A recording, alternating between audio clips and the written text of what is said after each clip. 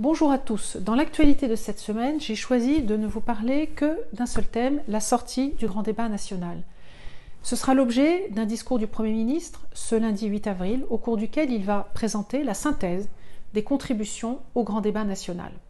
Ce sera aussi l'objet, dans les jours qui suivent, d'un discours du président de la République qui viendra présenter un certain nombre de propositions. Maintenant, je voulais vous donner aussi mon analyse sur place à Paris, en France, de la situation telle que je la vois, qui est sensiblement différente de la perception qu'on peut en avoir à des milliers de kilomètres.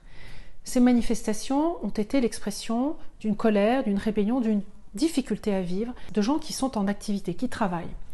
Et je voudrais partager avec vous ce point de vue d'un journaliste que j'ai rencontré, qui, après avoir suivi les manifestations 17 samedis de suite, est parti en reportage 3 semaines de suite sur ce qu'on appelle la diagonale du vide, depuis les Ardennes au nord-est jusque l'Hérault au sud, en passant par la Nièvre et la Corrèze. Et il a été étonné de voir que parmi ces personnes, en fait la plupart des personnes qu'il a rencontrées n'étaient pas du tout dans la colère, ni dans la rébellion, mais étaient dans un sentiment de solitude, d'abandon.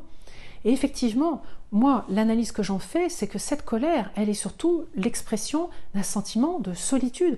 On est seul, celui qui est seul face à sa fiche de paye, la femme avec enfant qui est seule, avec des petits boulots avec lesquels elle essaie de joindre les deux bouts, et puis qui ne lui permettent pas de faire vivre ses enfants correctement. La solitude de ceux qui aimeraient pouvoir envoyer leurs enfants faire peut-être un BTS dans la ville d'à côté, mais ils n'ont pas les moyens ni de le loger, ni de le véhiculer. La solitude de celui qui voudrait aller à l'hôpital, aux urgences.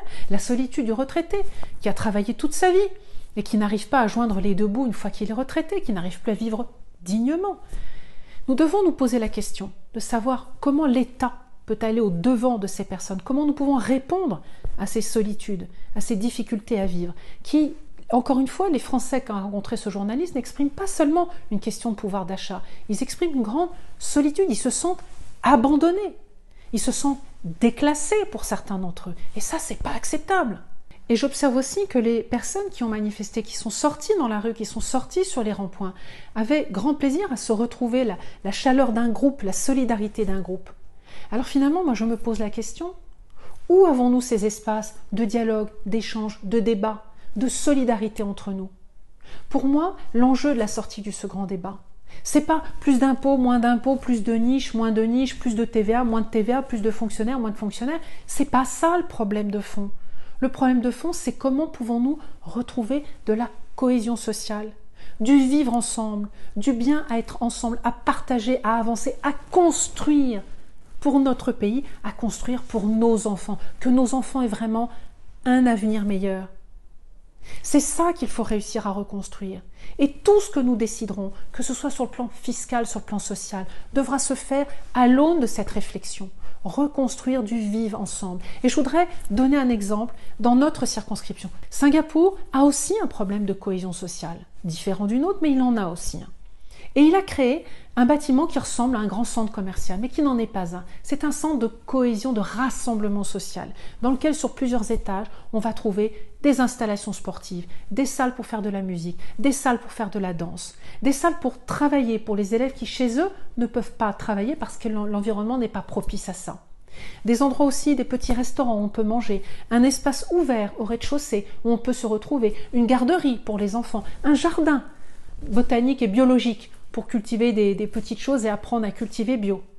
Un parcours de santé, des centres où les personnes plus âgées peuvent se retrouver. Voilà un espace, et surtout, j'ai oublié, au rez-de-chaussée, un espace de service public avec des personnes à l'accueil, des officiers de service public qui sont polyvalents, qui peuvent répondre à toutes les questions de service public. Eh bien, c'est ça qui permet de créer de la cohésion sociale. Sinon, sans ce centre, chacun reste chez soi. Après sa journée de travail harassante, c'est 25 km matin, 25 km soir, pour revenir parce qu'il n'y a pas de transport public dans certaines zones rurales, dans beaucoup de zones rurales, on rentre chez soi, on allume la télévision et on est seul. C'est ça qu'il faut briser, c'est ça qu'il faut casser, et derrière, on pourra construire des mesures fiscales, sociales, on pourra, mais elles ne prendront de sens, elles ne seront vraiment bien reçues que si avant, on se pose la question de créer du lien social pour vivre ensemble et construire ensemble notre destin. C'est vraiment ce que j'espère à travers les solutions qui seront proposées à l'issue de ce grand débat national. Et au-delà, j'espère. Je vous donne rendez-vous à tous la semaine prochaine avec, j'espère, des belles solutions.